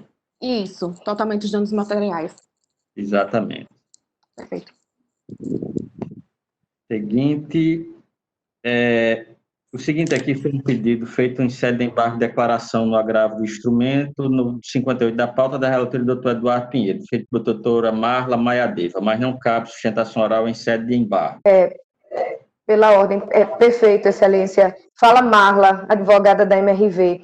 Nós sabemos que não cabe a sustentação oral, e nosso pedido era para participar apenas para chamar a atenção de uma questão de fato, certo? Mas aí não ok.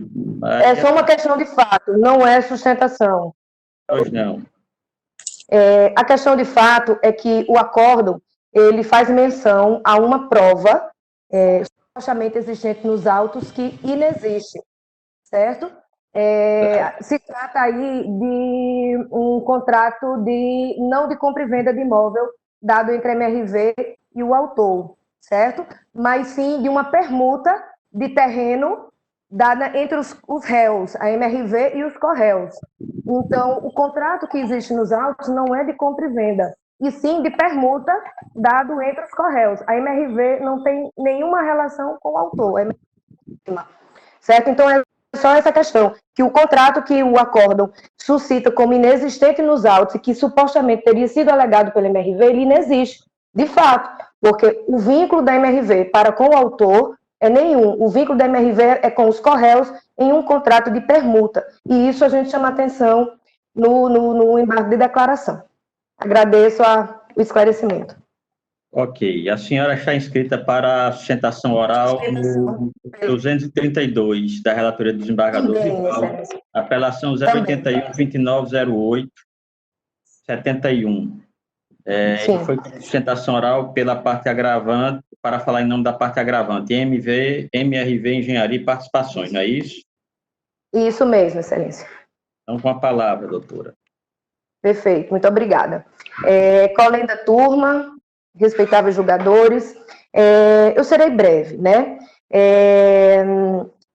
Nossa sustentação, ela visa apenas demonstrar 2 pontos, né? O primeiro ponto relacionado ao tema 996, né, que já foi do repetitivo 996 do STJ, que já estabelece a questão da possibilidade de correção do saldo devedor né? Desde a data da assinatura do contrato de compra e venda até a data do financiamento do imóvel junto ao agente financeiro, né?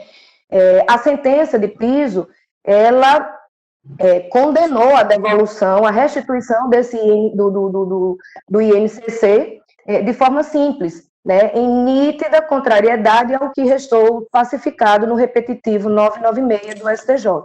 Então, esse seria o primeiro ponto para chamar atenção nessa sustentação. O segundo ponto seria a questão de que não houve atraso, né? Houve a condenação da MRV em pagamento de dano moral, no valor de R$5.000, e a condenação da taxa de construção, em devolução da taxa de construção do imóvel, né? Que teria sido cobrado ficticiamente após a entrega do imóvel, né? Entrega esta que, segundo a ótica da decisão, teria se dado em atraso, né? Então, nós chamamos a atenção de que não houve atraso nessa situação.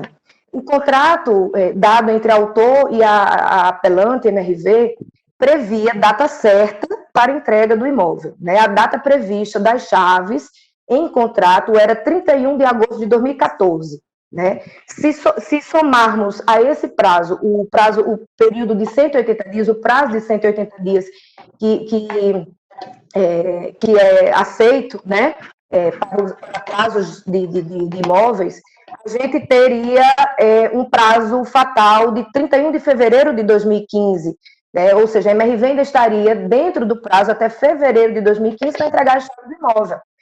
E, nesse sentido, nesse ponto, a MRV entregou em dezembro de 2014, ou seja, ela entregou 2 meses antes do prazo final que ela teria para entregar o imóvel. Então, não houve atraso nem de 1 mês, nem de 2 meses, nem de 3 meses, não houve atraso.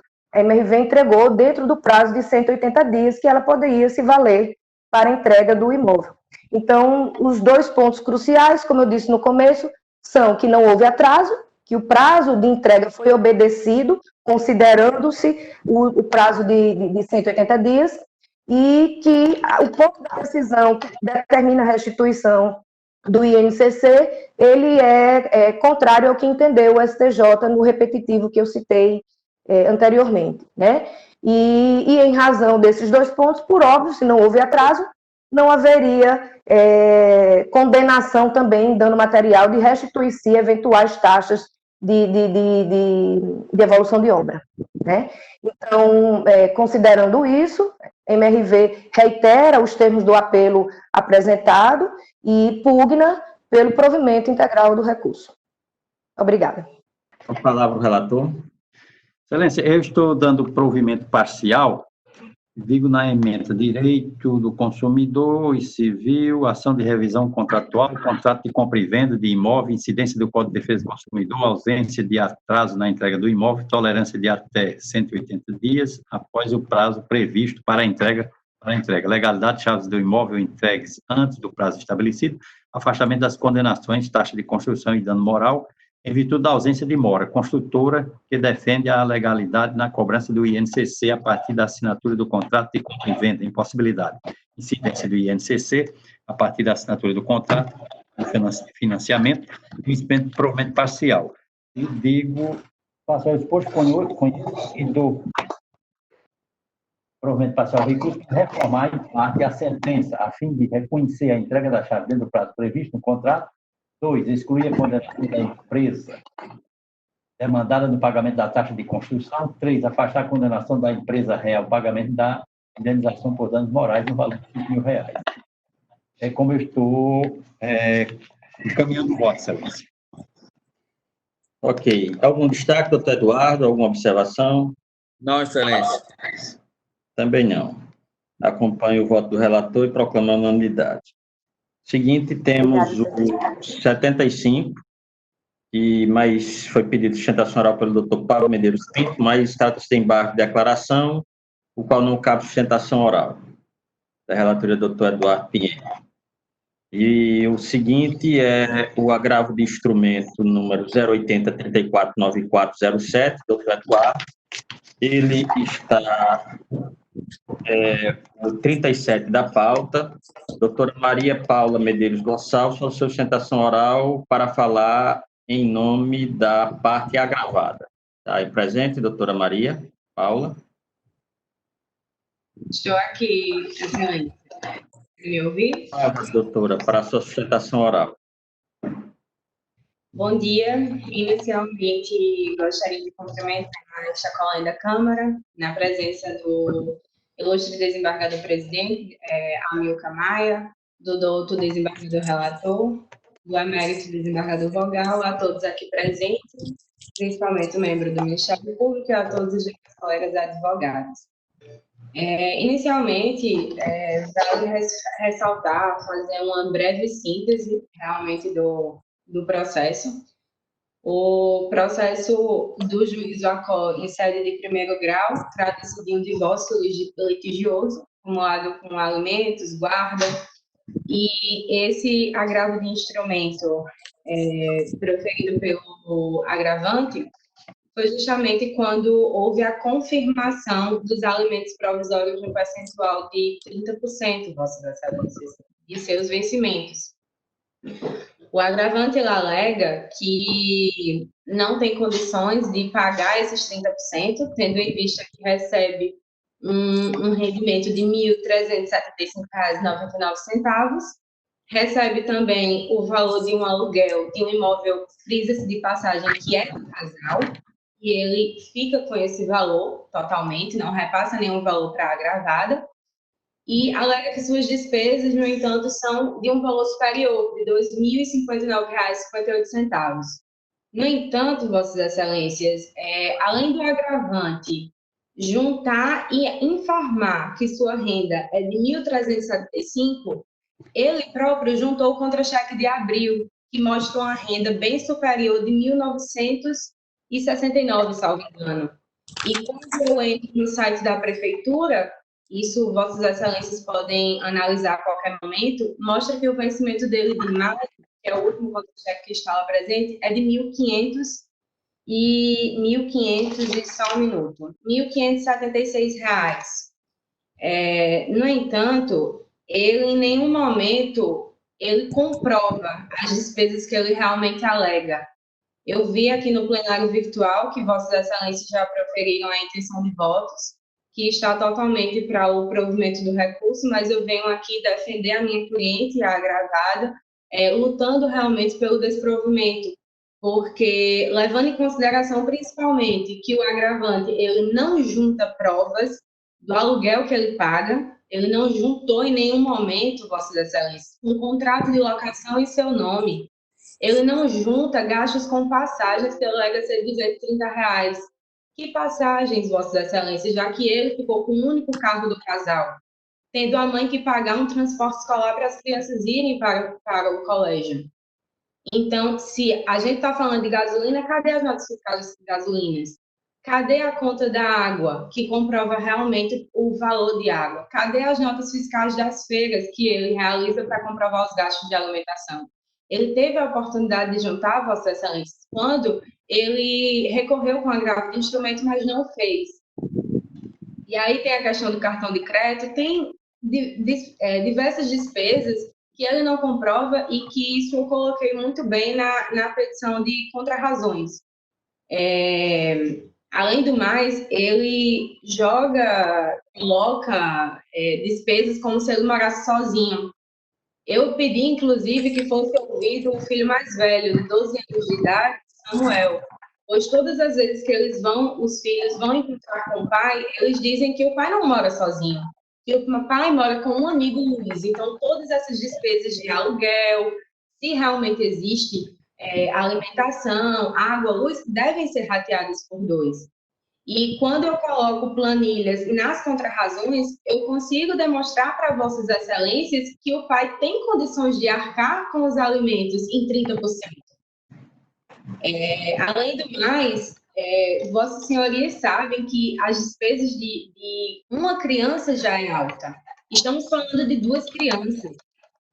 A gente tem plano de saúde, tem a escola do menor, o maior, ele já encontra-se em escola pública porque a mãe não tem condições de pagar sozinha para uma escola particular, já que já paga do menor sozinha. Temos também crédito para o salário maior, ele já é grande, até para ele entrar em contato com o pai, internet, água, alimentação, que, querendo ou não, as crianças utilizam. Então, são gastos também dos menores. Não estamos falando, Vossas Excelências, de gastos exorbitantes de lazer. A mãe não está com condições de comprar uma pizza no final de semana para comer com os seus filhos. Porque, por mais que Vossas Senhorias devem ter analisado que o contra-cheque da mãe realmente é de R$ 10.216, mas estamos falando, Vossas Excelências, de um contra-cheque no valor bruto, que o valor líquido ele já baixa para R$ 5.920,36. Por quê? Porque diversas foram as dívidas em comum acordo que foram feitas pelo casal na constância do casamento. A mãe continua pagando todas essas dívidas sozinhas, Vossas Excelências. E é por isso que eu continuo pleiteando, pedindo que Vossas Excelências revejam a intenção dos votos de vocês. Quando pegamos todos os empréstimos no contra-cheque da mãe, que vem esse valor líquido de 5.920, ainda temos diversas outras dívidas de empréstimos, que principalmente foram realizados para a compra da casa, que hoje existe no Rio Grande do Norte, o financiamento da casa e outras dívidas que foram arcadas pelos pais, que foram solicitadas pelos pais na constância do casamento, principalmente quando ocorreram atrasos de salário do governo do estado do Rio Grande do Norte. Então, a única saída que os genitores viram foi realmente de pegar empréstimos, de entrar em cheque especial e tudo no CPF, tudo no contra-cheque da agravada, pois é a agravada que é uma funcionária pública e que teria estabilidade. Sendo que quando tiramos todos esses valores, vamos para um valor que a agravada recebe por mês de R$ 3.153,96. E aí temos que colocar todas as despesas das crianças que foram totalmente comprovadas nos autos. Eu juntei todos os anexos das razões do agravo do instrumento. Temos o plano de saúde, temos a escola, temos transporte escolar, internet, água, luz, cartão de crédito, o gás, crédito para tanto o celular dela como da criança. E se Vossas Excelências olharem na página 20 das contrarrazões do agravo, a planilha mostra dívidas de R$ 7.008 que ultrapassam o valor líquido que a agravada recebe. Então, tudo bem, a agravada tem um contra-cheque no valor bruto de R$ 10.000, mas ela não está com condições de arcar sozinha com as despesas da criança, por conta de dívidas que ficou para ela sozinha. Então, eu fiz cálculos, Vossas Excelências, nas contrarrazões, demonstrei a possibilidade do agravante. Sabemos que para questões de alimentos precisamos ver um trinômio, necessidade, possibilidade e a proporcionalidade. Tudo isso foi visto, o agravante tem condições de arcar com 30%, e é por esse motivo que eu gostaria, data vênia, com todo respeito, de pedir o desprovimento do recurso, se a agravada tivesse condições de realmente arcar com as despesas dessas duas crianças. Eu não estaria aqui por conta do contra-cheque dela, sendo que temos que levar em consideração todas as despesas que, pela agravada, Vossas Excelências, foram devidamente comprovadas nos autos, o que não fez o agravante, que apenas juntou planilha, mas não apenas alegou, ele não juntou comprovações. Então, por isso, a redução, Vossas Excelências, e por isso que, com data vênia, com todo respeito, eu peço para vocês o desprovimento desse recurso, peço a modificação da intenção de votos de Vossas Excelências, para que Vossas Excelências possam considerar todas as despesas que estão sendo arcadas apenas pela mãe e que reduzir para 20% no valor de alimentos que não paga nem o menor plano de saúde de uma das crianças. Vai fazer com que isso prejudique apenas as crianças e não a mãe. Em consequência, prejudica a mãe, porque são os filhos dela, mas prejudica muito mais a criança. Então, com isso que eu finalizo minha sustentação oral, agradeço a atenção de Vossas Excelências e continuo pugnando e pleiteando pelo desenvolvimento do agravo do instrumento. Muito obrigada. Com a palavra o relator. Senhor presidente, primeiro dizendo que trata-se de agravo do instrumento, não se faz análise mais aprofundada na prova, e que a própria doutora responsável pela sustentação oral disse que realmente a renda, nem que seja após os descontos, ficaria em torno de R$6.000, quase praticamente 3 vezes maior do que a renda do alimentante. E, em razão disso, que é também um objetivo, eu estou dando provimento parcial de reduzindo de 30% para 20%. Então, e os principais motivos também foram já lançados quando da concessão do efeito suspensivo ao agravo, que as alegações são citadas. Comprovantes de rendimento da agravada, compatível em contraste, em comparação com o dele, e por esse motivo, principalmente por esse motivo, eu estou dando provimento parcial, inclusive com um parecer em harmonia com o parecer do Ministério Público, da Procuradoria de Justiça. Então, Na ordem, só para dirimir uma questãozinha que o senhor acabou suscitando, que no valor do contra-cheque fica R$5.920, sendo que desse valor ainda precisam tirar todos os valores de empréstimo, de financiamento de casa e todas as outras dívidas do casal que estão sendo pagas unicamente pela agravada. E esse valor cai para, em média, R$3.000, para que ela arque com todas as despesas dela, do plano de saúde dela e das crianças, da alimentação. Obrigada. Pois na sequência, da mesma maneira que a agravada também tem outras despesas, o agravante também tem, não é? Cada um com suas despesas. E, diante do contexto que foi feito nessa análise inicial, que é um grave instrumento, eu estou dando provimento parcial, reduzindo de 30% para 20%, mantendo a decisão proferida no começo da primeira análise do processo, do recurso. Doutor desembargador João, alguma observação? Não, excelência, acompanho integralmente.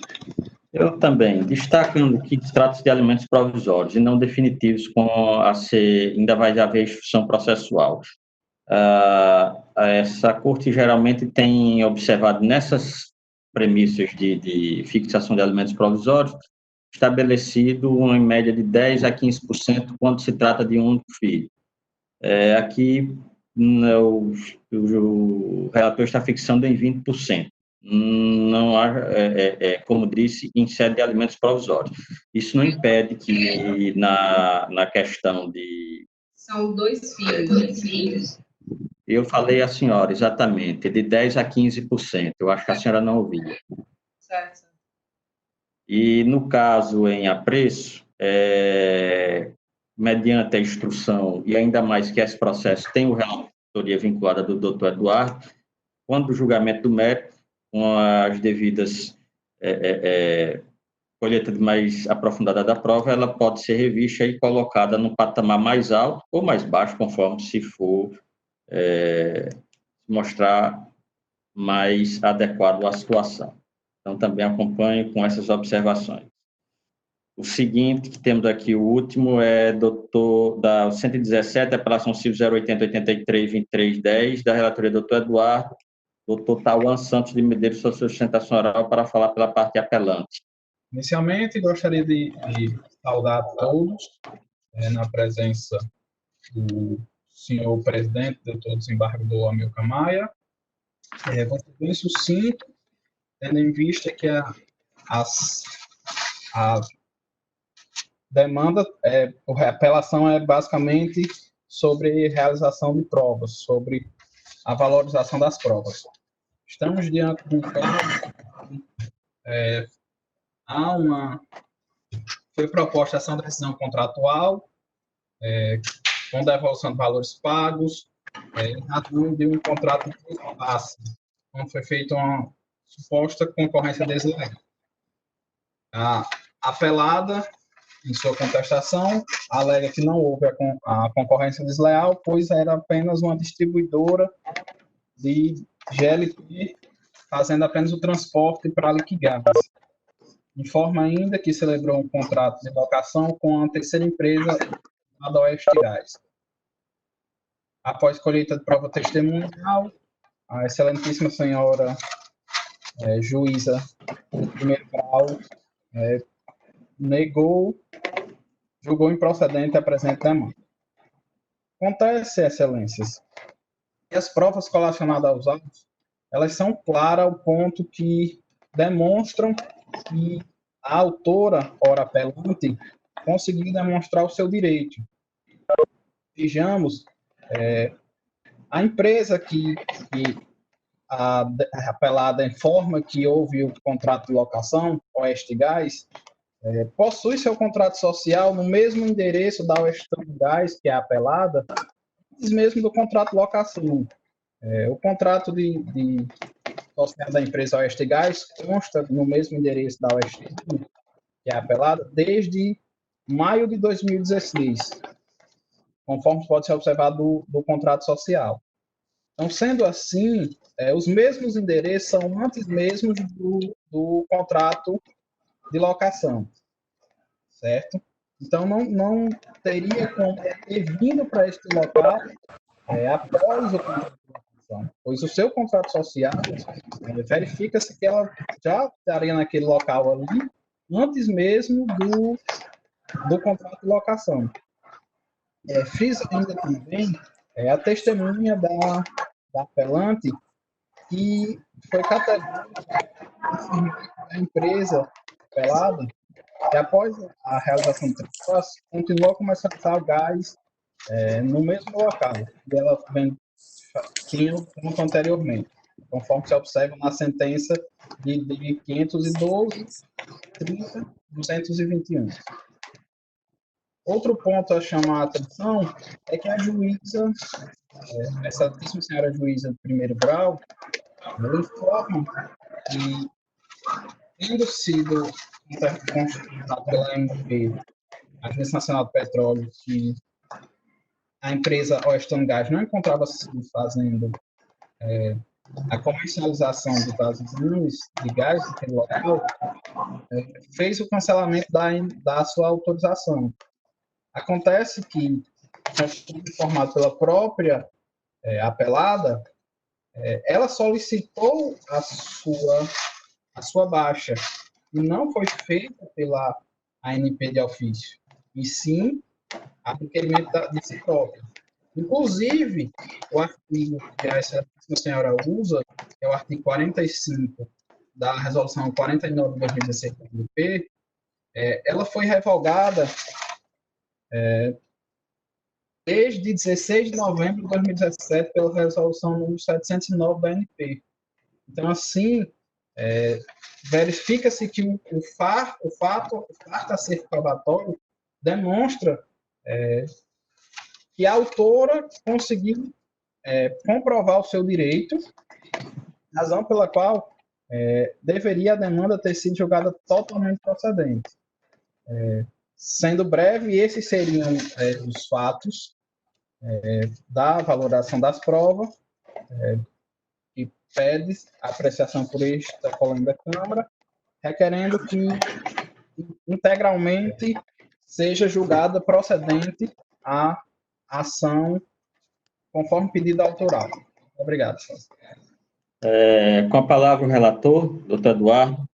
O voto ficou um pouco extenso, a matéria tem muita questão fática, e eu vou fazer um resumo do voto na parte mesmo dos fatos. Diz o apelante, que é uma empresa que explora o ramo de comercialização de botões de gás, e celebrou o contrato com a demandada, o contrato de compra do fundo de comércio, pertencente à apelada na cidade de Açu, isso em 4 de setembro de 2017. Para tanto, esse valor de R$ 1.778 foi dividido em parcelas. Houve um contrato de trepasse. Relata que fez um contrato de trepasse. Não foi permitido apelar a fazer concorrência contra a apelante. Porém, a demandada encontra desfazendo, segundo ele, concorrência ilícita e desleal. E em 4 de maio de 2018, a demandante flagrou a demandada realizando a comercialização de botões de gás e GNP, né? GLP, desculpem. Depois, trouxe uma prova dizendo que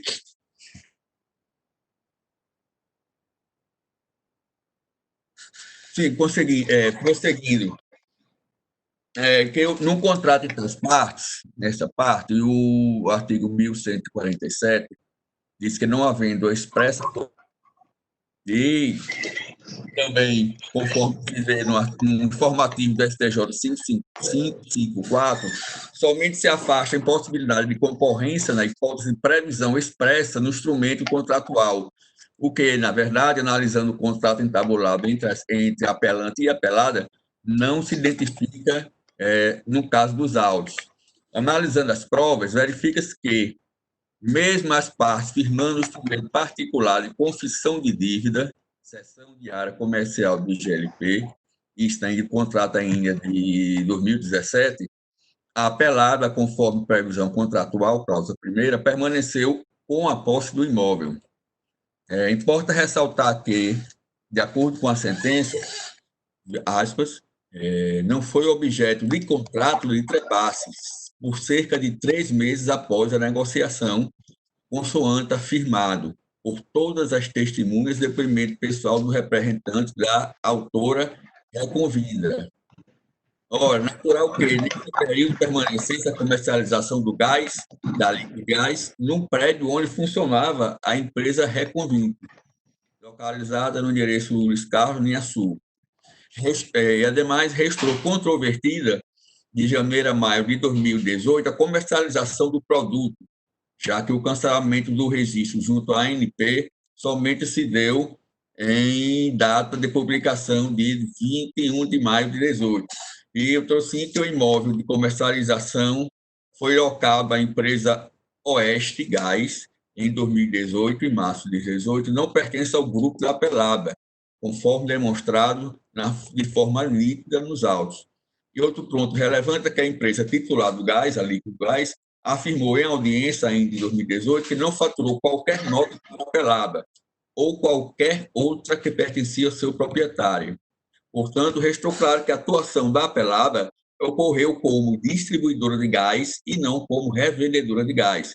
Porque essa diferença não caracteriza a concorrência desleal.